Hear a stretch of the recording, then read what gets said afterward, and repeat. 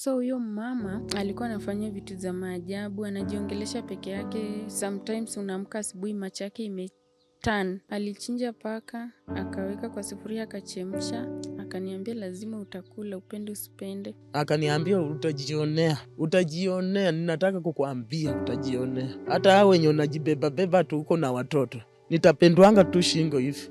Yaani hata ninasema afadhali hata ningekufa.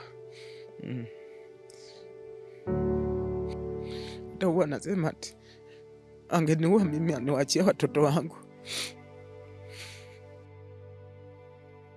Tuko family, this episode of My Story is coming to you from Bungoma County. We are here to speak to a family that claims to be haunted by curses from one of their relatives, leading to subsequent loss of lives. How did it happen? Let's find out more from Nelima and her mom. My name is Kingori Wangeshi. Mimi majina naitwa Josephine Nekesa.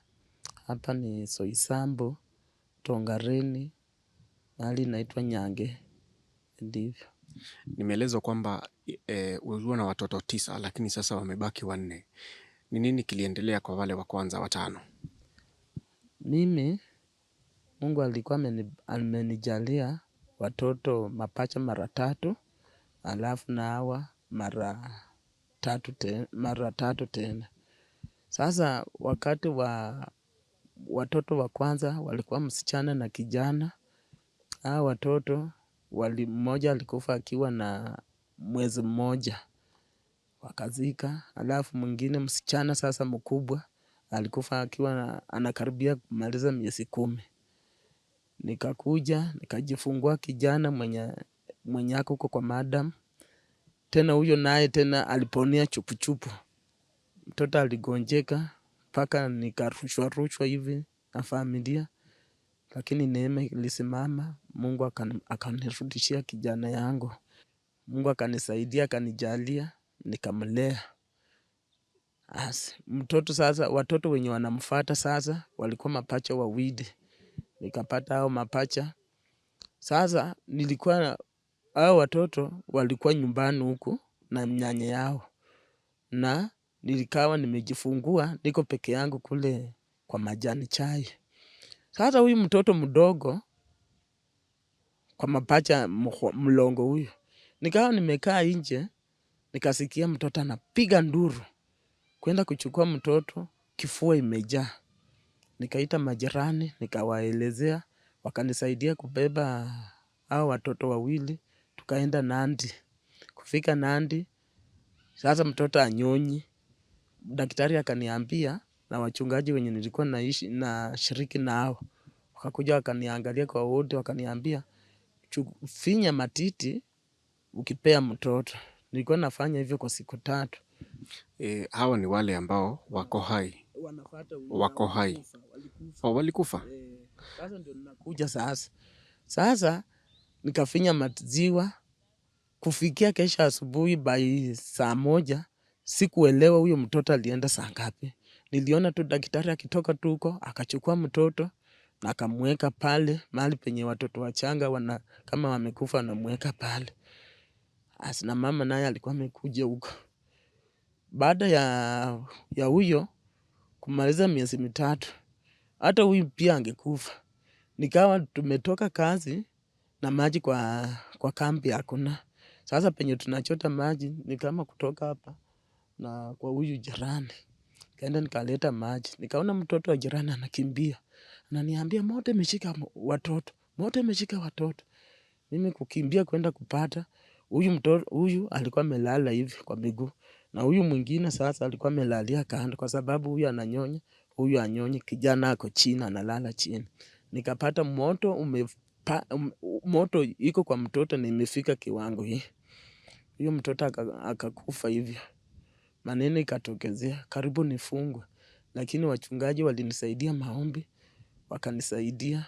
Hata siku ingine tukaombea tu msituni na mama kanisa wangu na madada zake na mchungaji. Lipoisha hivyo, sasa mwenye anafuata haya mapacha, huyo naye kushika mimba nikashika tu vizuri. Akamaliza kwa tumbo, tena tu masiku yenye huyo alimaliza, huyo naye akaendea choo kwa tumbo.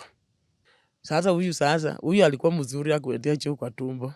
Nikajifungua tu vizuri, lakini aka kenye kanafata mapacha sasa. Aka akaendea, sijui alichoka.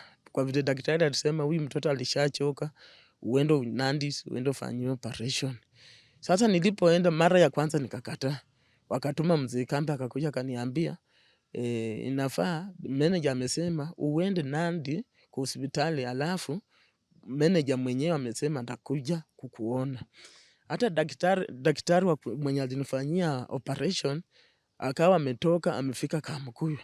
Ilibidi wampigie simu kwa vile ilikuwa Monday. Na baba yangu alikuwa angali hai. Nikapigia baba simu nikamwambia, baba, nimeambiwa ninaenda operation. Akaniambia nani alisema? Nikamwambia wamesema niende Nandi, si mtoto amelala mbaya, amesimama kwa tumbo. Na ni choo imetokezea, choo ya mtoto imeshatoka kitambo. Daktari ilibidi atoke apenduke akuje mpaka town. Alipofika saa 12:30 nikapelekwa theater. Yenyewe walipata mtoto alisimama tu hivi, wakang'oa mtoto. Sasa sasa tena walikuwa wawili. Tena nikaambiwa utaweza kusukuma kwa sababu ni mapacha, angekuwa mtoto mmoja ungeweza. Hawa watoto nao, huyu mdogo na kale kakubwa. Sasa ugonjwa ikakuja tu kama mchezo. Mtoto ni mzima tu, lakini moto. Kufikia saa 7 mchana, mtoto hakuna. Ni watoto wangapi wako ambao wamefariki? Ni 5. Mbona wanafariki kwa rate kubwa hivyo, yani haraka?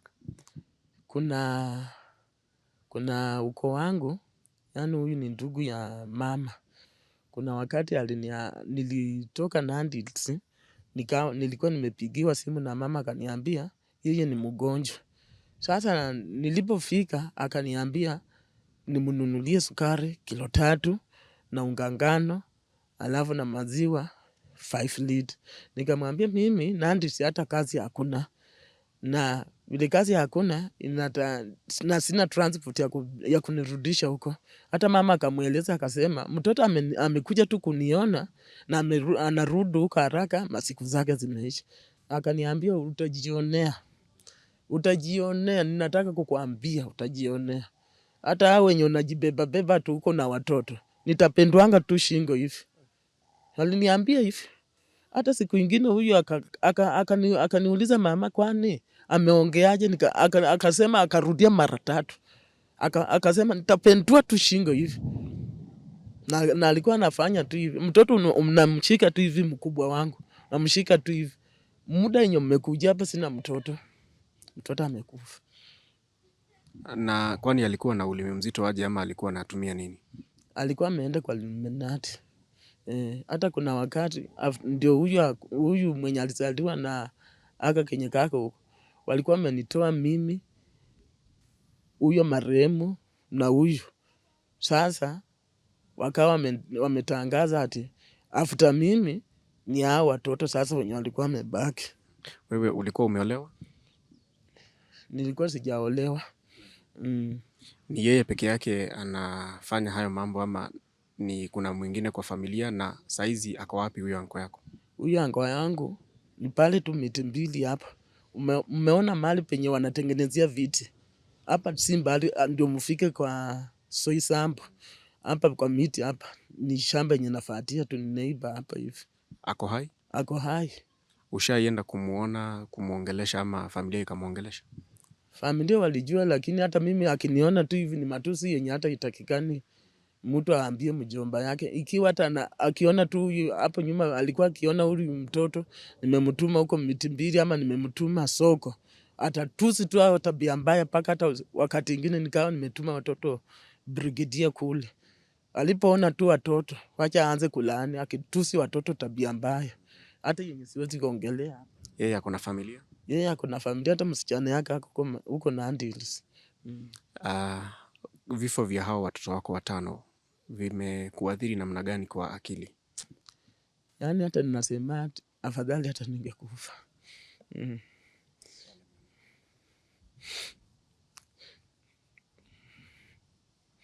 hata huwa anasema ati angeniua mimi aniwachie watoto wangu.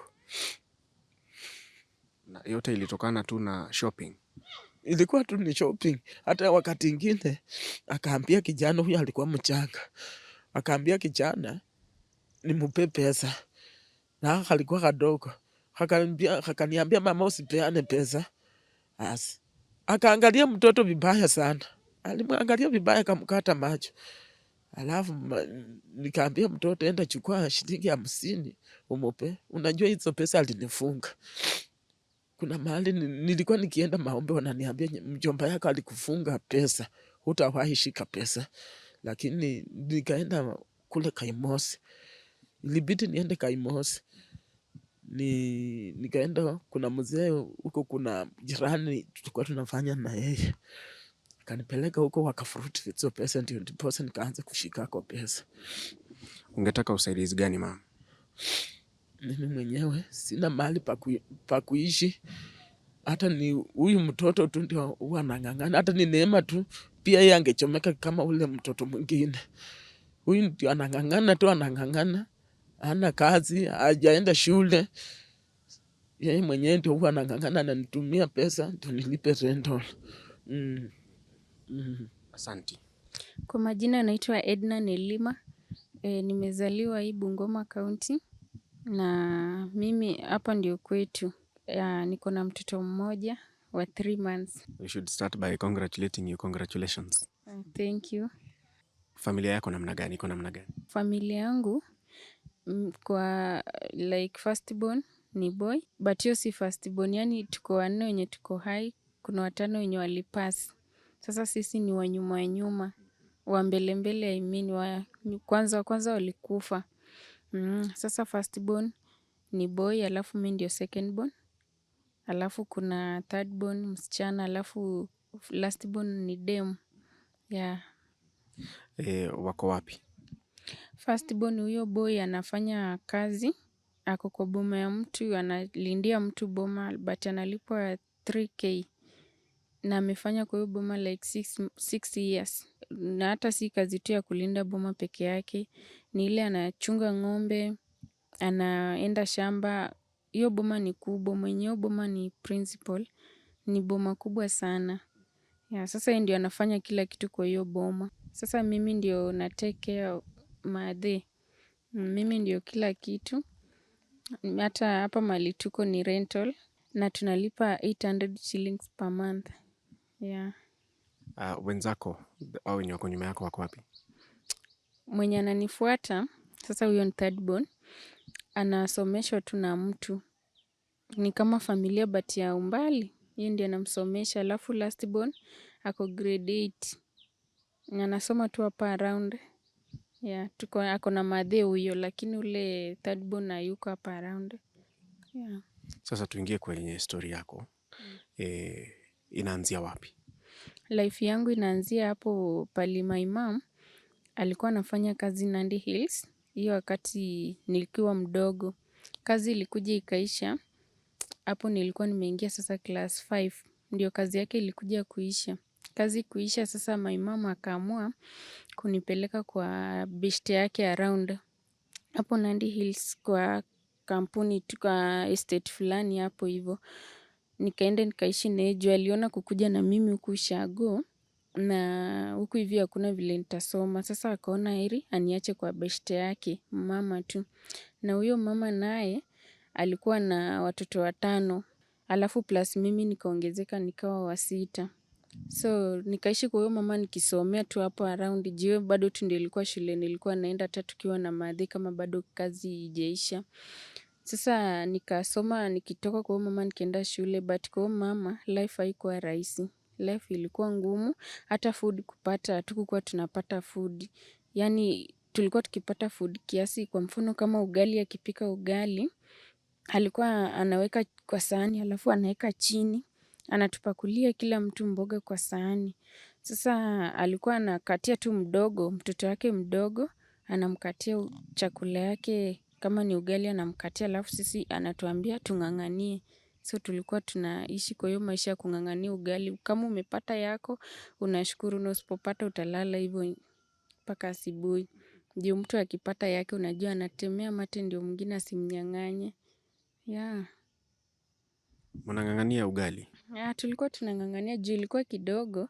Sasa alikuwa anashindwa vile anagawa juu alikuwa anaona sisi ni wakubwa tunaweza ng'ang'ana kila mtu apate at least yake. Sasa yeye anaona the best option ni kung'ang'ania atuwekee hapo, bora amekata yake na mtoto wake mdogo. Sasa sisi tulikuwa tunang'ang'ania.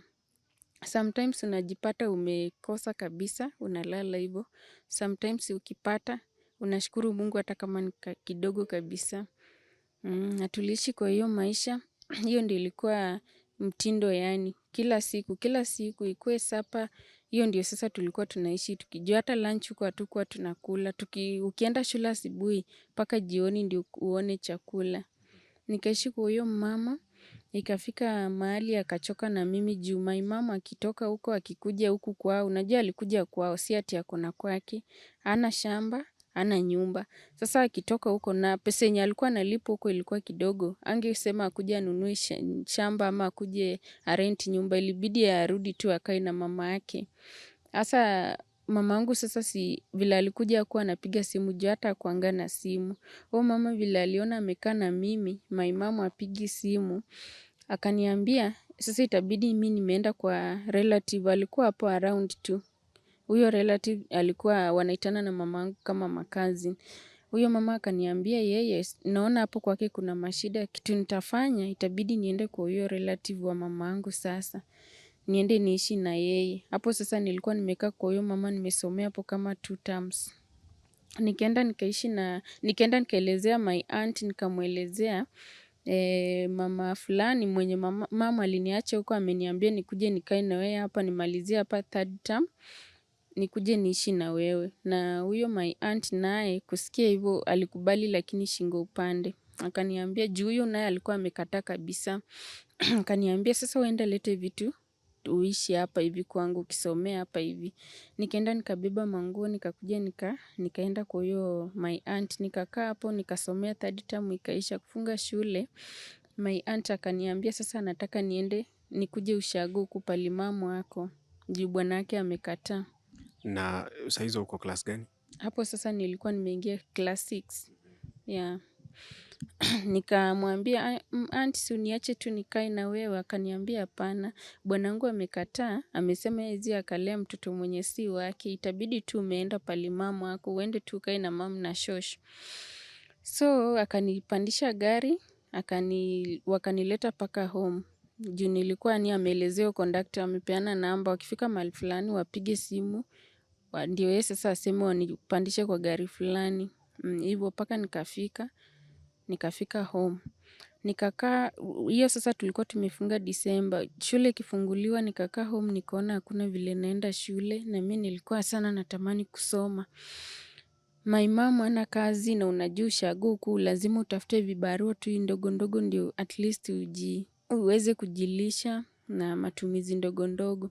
Na huku hivi wakati unaweza pata kibarua ni wakati wa kuvuna mahindi kupanda na kupalilia tu. So my mom, hiyo unajua January hapo hakuna mtu anapanda mahindi, hakuna pesa. My mom sasa akashindwa atakaje na mimi na sijaenda shule. Tumekaa 2 weeks nyumbani naelekea 3 weeks. So kitu yenye my mom aliniambia wewe vumilia tu. Utaenda hata kama ni 2nd term. Nimepata pesa. Mimi naye niliona siwezi vumilia na masiku inaendelea kusonga. Ilibidi nimechota mahindi ya nyanyangu, nikachota gorogoro 5. Nikaenda nikauza, nikapata fare, nikarudi tena Nandi Hills. Nikarudi tu kwa ule mama wa kwanza mwenye mama aliniacha huko. Huyu mwenye niliacha kwake huyo wa kwanza. Nikarudi huko nikaeleza huyo mama, nikamweleza auntie alinirudisha ushago na huko sijaenda shule. Sasa hii 3 weeks imeisha kama niko tu nyumbani. Huyo mama naye Mungu akamuingia ndani akawa na huruma akaniambia sasa basi wewe kaa hapa uende shule uelezee walimu haujakuwa shule kwa sababu ya hii na hii na hii. Ile tu shule bado tu nilikuwa nasoma. Nikakaa kesho yake nikaenda shule, nikaelezea walimu bahati mzuri wakanisikiza, nikarudi tu shule nikasoma. Kusoma nikaendelea kusoma tu nikiwa kwa huyo mama, nikakaa tena 1st term, 2nd term. Tena huyo mama akachoka na mimi, juu bado maisha ni ile tu ngumu. Akachoka na mimi akaniambia, sasa wewe mali imefika, mimi siwezi kuwa nakaa na wewe na watu wenyu wa ukoo wako wataki kujulia hali, hata your aunt ako tu around na hata hatakangi kujua unaenda shule, unakula nini, unafanya nini. Sasa wewe kitu utafanya, itabidi wewe umerudi tu kwa ushago tu kwa mama. Hata kama ni shule, enda tu ukae, hata kama ni next year ndio upelekwe shule. Na mimi unajua mara ya kwanza, vile nilienda kwa my aunt nikiishi huko. Kuna mama alikuwa jirani yake hapo around, walikuwa wanamuita Mswahili. So huyo jirani nilimuona alikuwanga anakaa peke yake, hana mtoto, alikuwa tu anakaa peke yake. Si mimi vile huyo mama aliniambia niende sasa ushago, nikaona hapana. Wacha niende nikaongee na huyo mama, nione kama atakubali, nikae na yeye. Nikaenda nikaongea na huyo mama, ni jirani tu ya my aunt, nikaongea na yeye nikamueleza. Huyo mama nimekuwa nakaa naye ananiambia niende nyumbani na mimi najua nikienda sitasoma. Nilikuwa naomba kama unaweza kubali, nikuje nikae na wewe juu hauna mtoto, nikuje nikae na wewe hapa, nikisomea hapa. Yenyewe mama alikubali akaniambia enda beba vitu ukuje tukae na wewe juu hata pia mimi sina hapa mtoto. Nikaenda nikabeba vitu nikaanza kuishi na huyo mama. Kuishi na huyo mama sikujua kumbe huyo mama alikuwa Illuminati. Juu alikuwa anatoka Coast, sasa alikuwa anafanya Nandi Hills kwa factory. Hapo hivyo nilipitia masaibu mingi. Ulijua aje? Alikuwa anafanya vitu ya maajabu ajabu. Juu hata usiku alikuwa anajiongelesha peke yake. Mimi nimelala, nilikuwa nalala na yeye room moja, analala kwa kitanda, mimi nalala chini. So huyo mama anaamka saa 7 usiku anaanza kujiongelesha peke yake akisema mniache, mlitaka bibi ya kijana wangu ako tu na mtoto mmoja. Nikawapa, tena saa hii mnataka tena sacrifice ingine. So mimi nilikuwa nikimuuliza, most of the times alikuwa ananiambia tu waliniingiza Illuminati na mimi sikutaka. So huyo mama alikuwa anafanya vitu za maajabu, anajiongelesha peke yake. Sometimes unaamka asubuhi macho yake imeturn. Macho imeturn inakaa kama ya paka haikai ya mwanadamu. Alafu pia mwenyewe ananiambia tunaona macho yangu imeturn. Hii si macho yangu, amechukua macho yangu amenibadilisha, ameniwekea macho yao. So niliishi tu kwa mama, vituko inafanyika, anajiongelesha peke yake analia usiku. So kuna time, si hapo sasa nakaa hapo nikitoka shule nikirudi hapo. Kuna time nilitoka shule, nikakuja nikapata huyo mama amechinja paka. Amechinja paka sasa ametoa kichwa ameweka tu kando. Alafu hii mwili ameisha nini manyoya ameitoanisha mpaka amekatakata tu pieces ameweka kwa sufuria. Sasa si mimi nikatoka huko nikaangalia nikaona hii si ni paka. Juu ilikuwa tuna manyoya paka hiyo nayo huwezi ni unge hata ambia mtoto ati sijui ni sungura. Mimi nikamuuliza. Nilikuwa niulize unajuaje si hivi sungura? Ilikuwa paka juu mwenyewe aliniambia. Na mbona alichinja paka? Hiyo sasa ni masharti anapewa kutoka Illuminati. Akaniambia, nikamuuliza mbona umechinja paka? Akaniambia hapana, hii nimeambiwa nifanye, nimepewa masharti huko, akaniambia nifanye hivyo. Akaniambia na hii nyama ameniambia tunakula mimi na wewe. Alichinja paka, akaweka kwa sufuria akachemsha, akakuja akafanya nini akakaranga. Sasa mimi imefika saa 1 inaelekea saa 2, mimi namwambia mimi sijawahi ona mtu amekula paka. Akaniambia mimi nimeambiwa nifanye hivi, kama si hivi wataniulia kijana yangu juu alikuwa anataka kumbe apeanange sacrifice ya kijana yake, ako tu na mtoto mmoja. Wataniulia kijana yangu juu alitaka bibi yake wakaua bibi yake, bibi ya kijana yani. So nikamwambia hapana mimi sitakula. Akanikazania akaniambia hakuna kitu utafanya. Juu hata ukitoka hapa kwenye ni mashida na hapa hivi ndio at least unaweza kaa. Sasa mimi nikamwambia hapana. Mimi sijawahi kula paka tu, yani tukabishana hivyo umeelewa. Tukabishana na hapo anaendelea karanga paka amepika ugali. Unajua mama alikuja akanipakulia nyama ya paka. Akaniwekea hapo kwa sahani vipande 2 akapakua yake. Ukakula? Aliniforce, alifunga mlango. Akaniambia lazima utakula upende usipende. Na nilikula kusema ukweli. Nilikula lakini sikuwa na ile uwezo ya kukataa juu. Nilikuwa najikaza ananiambia lazima ukule. Nilikuwa najikaza inapita nasikia kutapika. Ananiambia lazima ukule. bure ni wewe utatolewa sacrifice. Na yeye mwenyewe anakula poa, of which kumbe ni kitu alikuwa amezoea. Alikuwa amezoea, hiyo ndio vitu masharti wanapewa huko, kama anaambiwa enda tafuta kitu fulani upike ukule. So nikang'ang'ana nikakula nikamaliza. Akaniambia hivyo ndio sasa walikuwa wameniambia lazima ungekula hii paka na hii paka lazima tungekula. Naye akamaliza pia akajiongeza. Yaani niko na mawazo najiuliza, nini itafanyika juu kitu ya kwanza unajua mtu ako Illuminati. Kitu ya pili unakula kitu yenye hujawahi kula kwa maisha yako. Sasa mimi nilikuwa tunafikiria next ni kukufa, naenda kukufa kesho yake. Sasa nikuuliza, wakati ulikuwa class 6, class 6, class 7, uko about 12, 13 hapo. Mtu una understand aje mambo ya Illuminati? Okay. Kuelewa, unajua mimi mara ya kwanza alikuwa akinitajia kwa Illuminati, sikuwa najua kusema ukweli. Sasa wakati nilienda shule, kesho after 3 days nimekaa na yeye nasikia anataja hiyo kitu, nilienda nikauliza mwalimu mmoja wa Kiswahili, alikuwa anatufunza Kiswahili. Nikamuuliza tu ni kama vile unaweza uliza swali, nikamwambia mwalimu, mtu akikuambia kwa Illuminati inamaanisha nini? Ndiye akaniambia ni mashetani fulani, ni group fulani ya kishetani. Ya watu kwa mfano unaweza pata mtu amejiingiza huko, watu wanatolewa sacrifice, that's why unaonanga ati hizi accidents zinafanyika, watu wanakufa ovyo ovyo kwa familia. Ya hapo ndio nilielewa.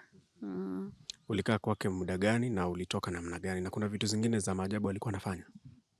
Kuna vitu za maajabu tu juu hata kukaa kwake nilikaa tuseme tu hiyo first term hata haikuisha na nikatoka. Na kuna bado vitu za maajabu yenye alikuwa anafanya. Hadi kuna siku aliniambia wamemwambia twende kwa forest, anataka kuna sacrifice inafaa itolewe kwa mwili yangu. Aliniambia hivyo, aliniambia nikitoka shule ilikuwa saa 12. Akaniambia inafaa saa 7 usiku tutaamka twende forest. Kulikuwa na forest around hapo. Akaniambia tutaamka twende forest, kuna sacrifice inafaa itolewe kwa mwili yako. Either watakata mguu ama kuna kitu tu itatolewa kwa mwili yako. Sasa hiyo hata ndio ilifanya nikatoka kwa hiyo nyumba. Mimi kusikia hivyo nilisema hata kama ni shule wacha ikae.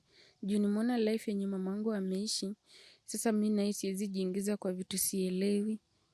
Sasa vile aliniambia hiyo saa 7 usiku nikakataa kabisa, nikamwambia hapana, mimi siendi, heri mimi niende kwetu. Heri niende ushago. Ndiye akaniambia ni kama hiyo kitu ilimsumbua, akaona hapana, acha tu niache kumpeleka. Alirudi ni kama kuongea na juu alikuwa na communicate, naona ni kama anaongea na mtu hapa na hapa. Ndiye akaniambia wacha ulale, wamekataa, wamesema kama hutaki hakuna haja nikuforce uende huko.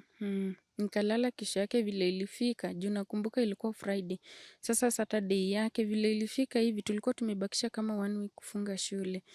Asubuhi vile aliamka akienda kazi si mimi nimebaki. Vile nilibaki nikachukua 1000 kwa room yake, alikuwa ameweka kwa kibeti. Hivyo ndio nilitoka kwa hiyo nyumba. Huogopi kutumia pesa zake? Nilisema wacha tu Mungu anisaidie juu mimi si ati ilikuwa kupenda kwangu, nilikuwa nimeenda hapo juu nataka kusoma.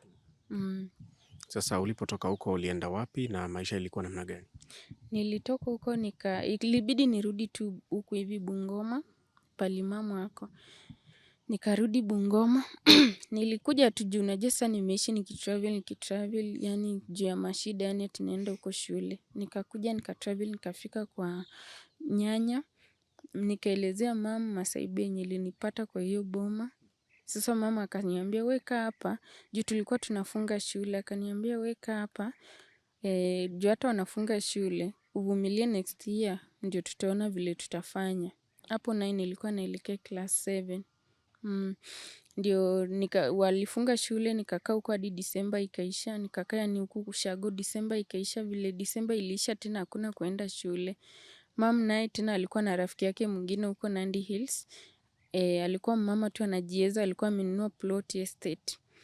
Mama akapigia huyo mama simu, alikuwa ameandikanga yani namba yake nyuma ya Biblia. Mimi ndio niliongea na mama nikamwambia si ujaribu mama fulani, umwambie kama anaweza nichukua nisomee kwake. Mama akamchukua hiyo namba akampigia simu, aliomba tu jirani akampigia simu. Halafu huyo mama akamwambia leta mtoto asomee huko. In fact aliitika haraka. Akamwambia leta mtoto asomee huku, mtoto asikae kwa nyumba na wengine wanaenda shule. Mama akatumiwa fare kesho yake. Akaambia mama, huyo mama akaambia mama, wewe mwenyewe kuja na mtoto mpaka huku. Tukatoka huku tukaenda na mama mpaka tena huko Nandi Hills kwa ule mama mwingine. Sasa huyo tena ni mwingine. Tukafika mama akasema tutapeleka mtoto shule. Mama sasa akaambiwa yeye arudi ushago, mimi nibaki huko. Na hiyo boma ilikuwa kubwa. Enyewe nikapelekwa shule. Mimi sikujua kumbe mama alikuwa ananihitaji nikuwe kama maid yake, akidanganya mama anataka kunipeleka shule.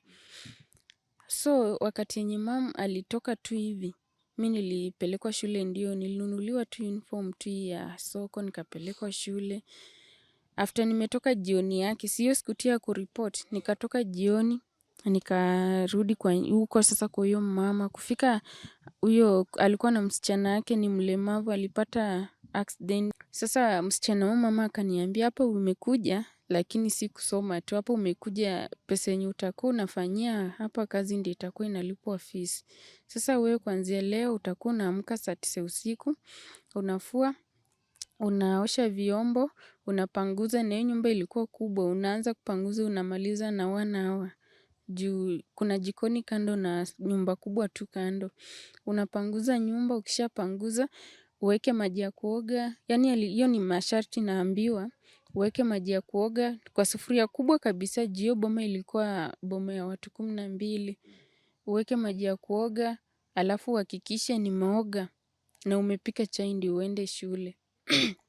So mimi sikukataa juu nilikuwa nataka kusoma. Niliitika juu sijawahi fanya kazi mzito kama hiyo. Sasa siku ya kwanza kuamka yenyewe nilifanya hivyo. Na unajua msichana alipata accident. Sasa huku yote hawezi tembea, ilinini vibaya, hangewahi tembea tena. Huyo msichana sasa ilikuwa kazi ni kumbeba kumpeleka mahali fulani aoge. Akishaoga akimaliza, alikuwa mnene. Sasa tunasaidiana na mtoto wa sister yake. Akishamaliza kuoga arudishwe kwa kitanda. Nilifanya kazi kwa hiyo boma. Alafu najua msichana naye alikuwa anatumia kukojoa, anatumia hizi Masai sheet. Akojoe kwa hiyo Masai sheet, ikijaa aletewe ingine, akojoe tena ijae. Sasa unaona kitambo ifike kesho, hiyo ni Masai sheet imejazana hapo kwa besheni kubwa. Lazima nifue, na unajua makojo ya mtu mkubwa si kama ya mtoto, utafua tu na maji 1-2 imeng'ara. Unatumia maji besheni 5. Nimalize nifanye kazi ingine. Kitambo nimalize ati ndio niende shule, imefika saa 1 hivi na dakika kama 10. Naenda shule napata mwalimu wa duty kwa gate amesimama. Huyo mwalimu imagine sasa inabidi amenichapa, yani amenipatia punishment, na punishment ilikuwanga tu kichapo. So niliishi kufanya hiyo kazi, nilikuwa nachapwa daily shule. Siwezi jiexplain juu nilikuwa mpole, sijiexplain niseme naishi kwa mtu ati nafanya hii kazi na hii. Kulala nilikuwa nalala saa 5 kuamka saa 9. So nilikuwa nafanya hiyo kazi, hiyo ndio kazi nilifanya kwa hiyo boma.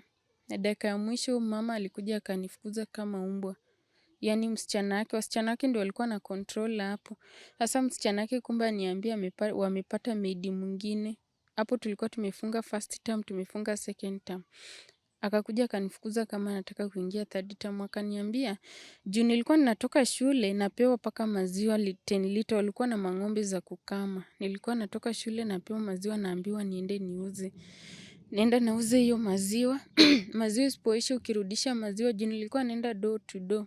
Maziwa isipoisha naambiwa nifanye nini, ati mimi niko na kiburi sasa, ati mimi nimekataa kuuza maziwa ikaisha, siku hizi sifanyi kazi poa. Kumbe sikuwa najua ni excuse natafutiwa. Na hapo by the way acha nikuchekeshe, vile nilipiwa tu 2000 nikiingia shule, hawakuwahi tena kulipa pesa ingine ati fees. Nilikuwa tunalipa, vile walipa hiyo ndio nilisomea mpaka siku walinifukuza. Nilikuwa nafukuzanga pesa ya mtihani, wananiambia tu enda waambie tutaleta pesa. Walimu wananiacha tunafanya exam. Akakuja tu siku moja, si nimezoea naamka saa 9 usiku nikiosha vyombo, nikifanya hizo shughuli zote ndio niende shule. Nikaamka, hiyo siku moja tu niliamka, nikapata msichana wangu mama ashaamka. Sasa mi naona natoka nje naona kwanza hapo mahali nalala juu nilikuwa nalala na huyu msichana wake mlemavu. Natoka nje naamka hivi naangalia juu nilikuwa nalala kwa double decker, naangalia chini naona chini imepanguzwa. Nikashangaa kwani nani leo amepanguza? Chini imepanguzwa. Aya, nikajaribu kutoka nje niangalie nani amefanya hiyo kazi. Kutoka nje napata kuna maid wamemleta, kumbe ni kama alikuja usiku yake, akalalia hapo. Sasa asubuhi yake aliambiwa tu amka uanze shughuli. Mi sasa kuangalia, nikajiambia kwani nini imefanyika hapa leo leo nimeona ni kama na nini. Yaani ni kama wameleta huyu na hawakuniambia. Ndio sasa msichana wake akatoka huko na Nigerian bag akaniekea hapo akaniambia sasa wewe panga manguo yako nataka kukurudisha kwenyu. Nikalia nikimuomba msamaha. Na kumbe unajua hapo mwanzo mamangu alikuwa anatumia vile nilienda kwa hiyo boma kulikuwa na jirani. Mamangu alikuwa anatumia simu ya huyo jirani kupiga huko simu kuconfirm kama niko sawa. Sasa kumbe huyo jirani, huyo siku yenye huyo msichana anataka kunileta, kumbe anaongea na huyo jirani. Huyo jirani yeye hajui kumbe ananirudishia nadhani. Huyo anamaanisha yani anakuja kuona my mom. Juu alisema nipatie direction kufika mpaka kwa kina Edna. Sasa huyu jirani akaanza kumuelezea direction, kumuelezea na hivyo ndio huyo alifika. Na unajua hapo hivyo my mom alikuwa ameacha huku, nyanyangu naye alinunuliwa shamba kwingine matunda. Wakaacha matunda ya Mossbridge, wakaacha huku mamangu. Sasa yeye naye walimwambia hawezi fuatana naye juu yeye ni mkubwa, atafute mahali pa kukaa na watoto wake. Mamangu sasa ikabidi akatafuta boma ya mtu amchungie, tujua hakuwa na pesa ya kurent. Akatafuta boma akachungia mtu. Sasa tukikuja walinileta kwa hiyo boma ya mtu. Juu shamba ya nyanyangu ilikuwa imeuzwa, wamenunua kwingine. Secondary high school ulisoma namna gani? So high school nilisomeshwa na my aunt. My aunt ndiye alinichukua akanipeleka shule, nikamaliza hadi form 4. Na mtoto ulimpata kwa njia gani? Ulikuwa umeolewa? No, mtoto nilipata after sikukuwa nimeolewa, nilikuwa kwa relationship kama ya girl boy relationship. Tulikuwa na baba yake. Hapo hivyo ni 2023 ndio tulipatana na yeye tukapush kidogo hivi ndio last year nikapata ball. After kupata ball ndio baba yake akaniambia juu alikuwa boy bado, akaniambia bado kijana anakula raia hawezi akaoa sahi ama ati ni majukumu. Aliniambia tu mimi sikukuambia upate mimba. Na hivyo ndio niliachanishwa. Na kwa hivi sasa mnaishi na hiyo mama pahali umetuonyesha. Changamoto ni gani mnapitia? Challenges yenye napitia, unajua mimi mtoto yangu alipozaliwa sikukuwa na maziwa. Sasa mtoto yangu ameishi kunywa uji tangu akuwe newborn mpaka sahi ako 3 months. Alafu hapa pale tunakaa na mom, mimi ndio nafanya na tafuta vile naweza pata ndio nilipe rent juu yeye hana kazi ya kufanya. Mamangu alipopoteza watoto 5 wake alishikwa ni kama depression. Sasa ni ile anakaanga ni kama yani ukimwangalia by the depression ilimnini. Sasa ni kama sometimes hayuko sawa. Kazi ngumu ambayo ulifanya, emotional torture ambayo unasema pale ile mama alikuwa amejiingiza kwa mambo ya kiajabu ajabu, yalikufanyia nini ukiwa mtoto ambayo yanaku affect hadi sasa hivi? Mimi kitu yenye inani affect hadi sasa ni hapo mali nilienda kwa huyo mama nikafanyishwa hapo mali nilienda kwanza kwa huyu mwenye alikuwa Illuminati, nikakulishwa nyama yenye sijawahi kula. Hiyo kitu ilini affect. Alafu pia naenda kwingine pia nadhani najiokoa tena naenda nafanyishwa kazi ya umedi nikidhani naenda kusaidiwa nisome. Umeenda college ukasomea nini? Sijaenda college juu mamangu hana uwezo la kunipeleka college. Mimi sijafika college. Ungetaka kusomea nini in case kuna hiyo opportunity?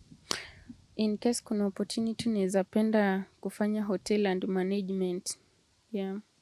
Alright, asante sana Edna. Unaweza pia na nambari yako ya simu? 0742 23 40 56. Imeregister as Edna Nelima Mukhwana. Mukhwana, msichana. Tuko family. Families are different, they are unique, and they have secrets as well as strange things. Therefore, that one of Edna and her mom are no different. This is their story of sacrifices, including loss of lives, subsequent loss of lives of children, and other strange things that happen in their life and in their family. How can we work with them? This is their story right here in Bungoma.